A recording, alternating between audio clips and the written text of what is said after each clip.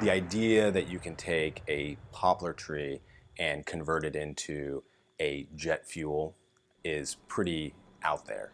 The general idea was there on how you could take the carbon source from the trees and turn it into the carbon source and the fuel, but the logistics of how you grow the trees, how you harvest them, how you actually then convert them in particular, how do you go from a log to a liquid? I wasn't skeptical, but I didn't know a whole lot about biofuels. I'd come from traditional forestry background, so it was a new world for me. I was initially reluctant to do the project, but since then I have seen the magnitude of the research. I have watched the trees grow and realized that this is a truly valuable resource. I went to the first meeting and I was really amazed by the breadth and depth of people that were involved. It's a new concept to bring a multidisciplined team together from a wide region, because that's what's necessary to be successful and sustainable. I'll be honest, I was really leery about the idea of doing integrated programs of this size. And there was just so many moving parts between the feedstock development and all the computer modeling that they're doing, and the economics and the sociology and the outreach. We didn't know if it would work, and 5 years later we proved out the concept. We've been successful in laying the foundation for an industry, and it's just been a marvelous experience, super rewarding. It started in 2011 when the solicitation from USDA NIFA came out. The Advanced Hardwoods Biofuel Northwest project is the largest competitively sourced grant that USDA has ever given. A number of industries, Greenwood Resources on the resource management side, the tree growing side, Zeachem on the conversion side, came together with the leading universities in the Northwest to discuss how a credible plan could be put together that would show how hybrid poplar could be diversified one more time for a new market, biofuels. It showed all the hallmarks of being a successful project. The relationship that Zeachem already had with Greenwood Resources made it a solid project from the start, but what's really enhanced it is having the folks from the universities come into it. The multiple institutions and individuals that are involved. We've got so many experts that are working all towards a common goal. If we can grow a bioeconomy, it's going to be done in rural areas where we can create wealth, we can create job opportunities, and we can create better education opportunities for our future.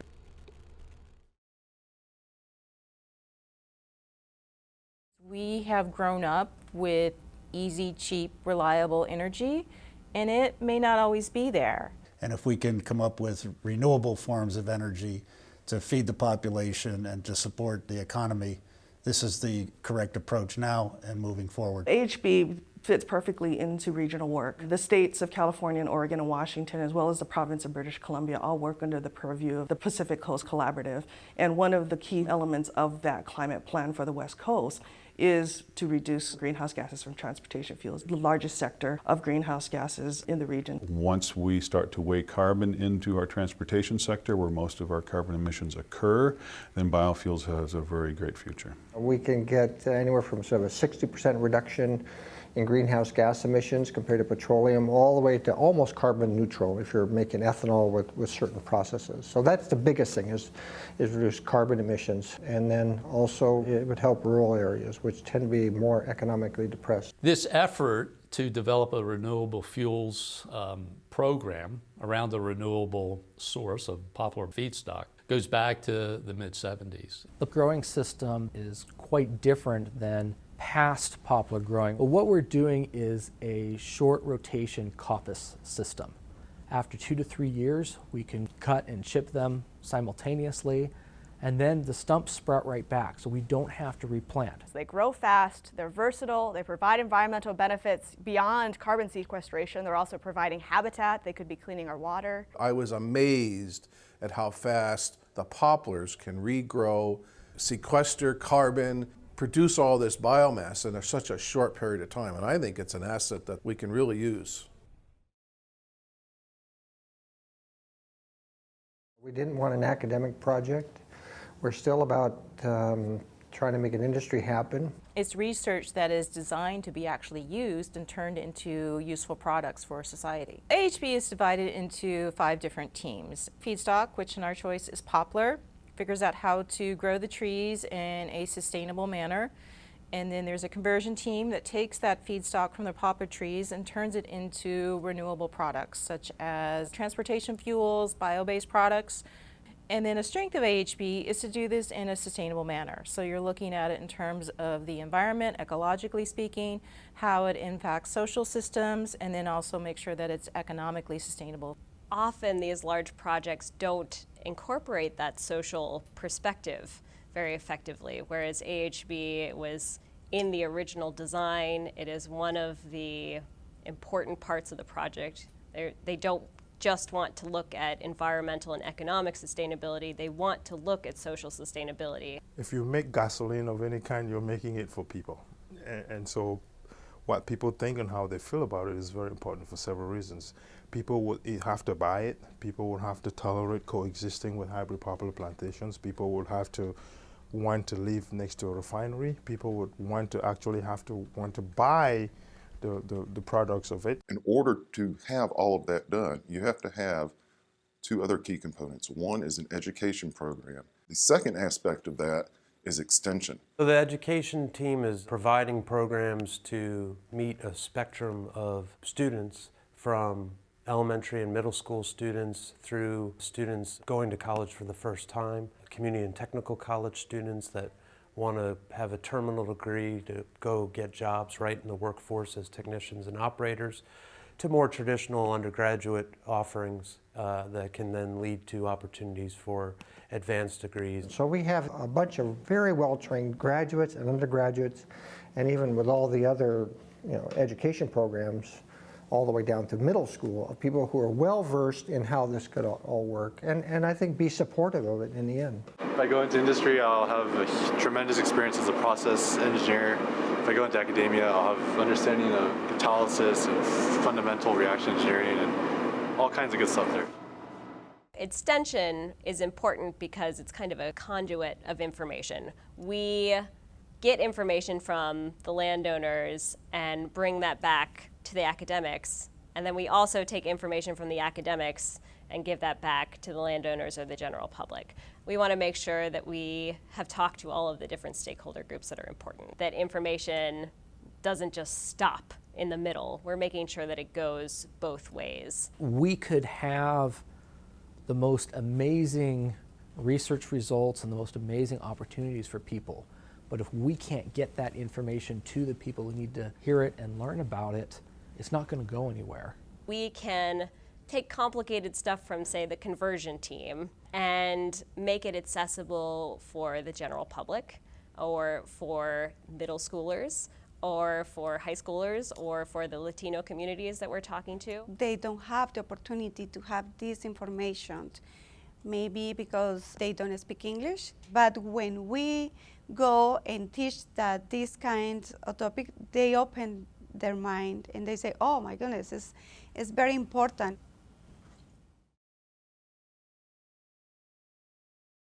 AHB has 4 demonstration sites. There's one in each state throughout the Pacific Northwest. The demonstration sites are very important. They are the vehicle with which we are demonstrating the yield, the growing practices, the production costs, the harvesting techniques, and finally the ecological sustainability of growing poplar on short rotations. And then the extension team uses those 4 AHB demonstration sites to showcase the research and to have annual field tours out there. That's where the real aha moment came for people, is when they could actually be out there in the field, see what we were doing, see that it's very different than hybrid poplar plantations of the past. Some of the people we talk to are elected officials and appointed officials from different agencies, people from the general public, student groups, teachers, growers, and landowners. The wood from the different demonstration sites is taken to University of Washington and also ZIAChem.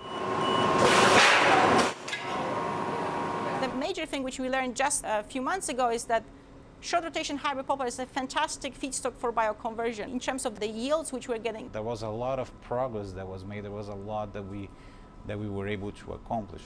This is our product. So if you start with poplar, what we have demonstrated is that if you do the process the right way, you can get to this. These are molecules that have a similar composition to jet fuel that we could essentially use to run our airplanes with. Zeachem is a conversion company, so they have a marvelous facility in Boardman, Oregon. Having them on the project gives us an opportunity to try different processes that are developed in the lab to see if they work on a full scale and there's a potential for commercialization. We've done a pretty cool job of integrating a bunch of different pieces of the puzzle and bring them together into a consistent set of analysis. We know the economic impact tied to the environmental impact of the same system. We have this fully integrated model that we can now assess at a local level as well as a regional level where this crop might be more sustainable. Poplar is a good feedstock. That's still the bottom line. The coppice system for growing the trees works really good. The productivity is good. Environmentally, it all looks good. We've seen no issues with the tree farms in terms of soil and water and even animals. We can efficiently convert this material to a range of fuels and chemicals. The numbers of teachers and students that we've reached has been larger than we anticipated, and the reception to the content, the actual adoption of those teachers, not only just doing that activity once, but year after year and integrated it into what they're doing in the classroom, that's going to allow us to have a much longer lasting impact. Bioenergy experts aren't recommending a lot of detailed bioenergy knowledge for students to learn. In fact, what they're recommending is more general concepts that are very well tied to next generation science standards and other science standards around the nation. And so what we do in our program, we focus on the skills and knowledge that are universal to all these different facilities. It leads you towards bioenergy, and you learn about the process, how to get like a feedstock and convert it into a fuel or a high-end product that you need. But also it's not only that, it gives you the skills to work with the food processing, paper mill, wastewater treatment plant. One of the unanticipated benefits has been the enthusiasm of not only our university partners who conduct much of the research, but also the landowners, the community of farmers and contractors and local politicians and interested neighbors. That was unanticipated, and it helps us sustain our enthusiasm. This has been a very positive experience. We've become really a team, and it's been interesting to see how the different teams have evolved, and I've just received support from everyone on all the teams. There's such good cohesion amongst all of these players. I mean, this is a big research team, and it looks like everybody's pulling their weight. There's lots of cool things happening, and there's really a lot of camaraderie and support, and that's not necessarily a usual thing. I'd say this group and this team has made it look effortless. The most noticeable change in the project from my perspective is the shift from thinking about making a jet fuel to making chemicals as an end product. And that's all driven by the economics of fuel costs and looking for something with a higher return. So that's a big change, but not a bad change. It's about being responsive to the realities of the world. At year 2, the price of oil is sinking fast. The direction of the project didn't look real promising. Originally, we were going to be making gasoline and diesel at pretty big quantities, and the scale that we had in mind, 100 million gallons a year, was way too big. The advisory board, as well as the USDA, basically told us, what your vision just isn't going to fly, so you got to come up with something else. And so that's when we started to shift directions. We've learned so much that has really changed how we do things. The introduction of bio-based chemicals as an intermediate step towards commercialization of fuel, very promising. Acetic acid, that could be used by the airline industry as a de-icing salt. We've also done some work on cellulosic ethanol, as that is a potential early fuel that could be used. Ethanol is also an important chemical that can be used for a variety of things. And so informing people what bio-based chemicals can be used for, clothing, textiles, plastics, these are all things, our phones, our pens, our desks, our computers that we're in contact on a daily basis, and not realizing that currently they're coming from petroleum, and they could be coming from a local resource that's grown here in the Pacific Northwest.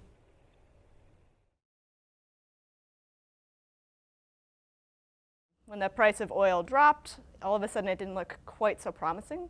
But the cool thing about AHB is they didn't just say, well, we give up, we're going to throw our hands up. They said, well, why don't we look at bio-based chemicals as a potential option?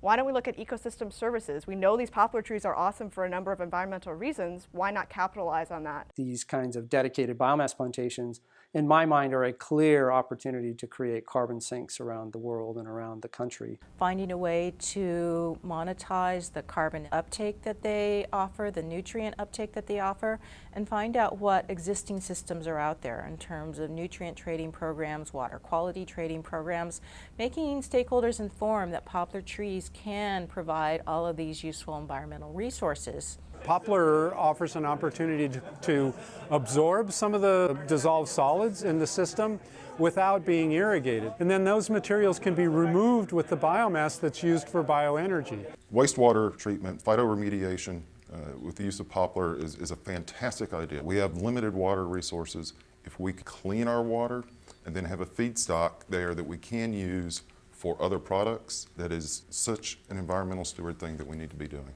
So we'd really like to go and have these meetings with wastewater professionals, talk to them about how they're growing the trees, what they're doing with them, and how we could make a short rotation crop system work for wastewater treatment professionals. If we were not to continue to study the yield curves over the remaining cutting cycles, in my view, that would be sad. Sad to have lost that opportunity because they are a unique resource. And we still have 4 rotations to go, so another 10 years. So I wish that 10 years from now, I'll still be working with hardwood poplar because it's so much fun to work with hardwood poplar. We want to build on the successes of that our students have realized, getting jobs in industry. If you have this kind of degree, or if you have this kind of skills, you're not going to be short from work. We're continuing looking for more funding to continue with bioenergy education. The framework and the infrastructure that we've developed is pretty extensive, the numbers of partners that we've had and that we've brought on. The things that have to happen is figure out how to monetize this ecosystem services that the tree farms can provide, and then do more in-depth work on how we can efficiently produce high-value chemicals such that we can build that first factory. I think looking at additional co-products, different offtakes, is very smart. Different precursor chemicals, different ways that biorefining can integrate with different markets in the same way that petroleum does. I think that one of the biggest barriers that's still remaining is the overarching policy framework that will drive the market signals necessary to make biorefining financially viable. We've built that knowledge level on how these systems work, why they're important, how we can benefit from them, and that's the foundation we need for whatever happens next. People now know about poplar biofuels, and if markets change, if policies change, people and communities will be ready. I think the long-term legacy is multifold. There's the basic science, which is very helpful in looking at what sort of feedstocks can we grow at volume and at the right price in the Northwest for a variety of potential offtakes. So the basic science and conversion is very important. I think greater general public and educational institution awareness of the role of energy and bioenergy in particular, and agroforestry, obviously great benefits there that are being realized. So I think that it's been an investment that's been very worthwhile. Commercialization may not occur in that next year or two, but clearly without the information that has come out of this work, we would be far off from being able to say we can get to commercialization in the next 2 to 5 years. I believe that will happen. Fuel is still quite an important commodity, and we will need much more renewable fuel in this country, and how we're going to get there is a substantial question at this point.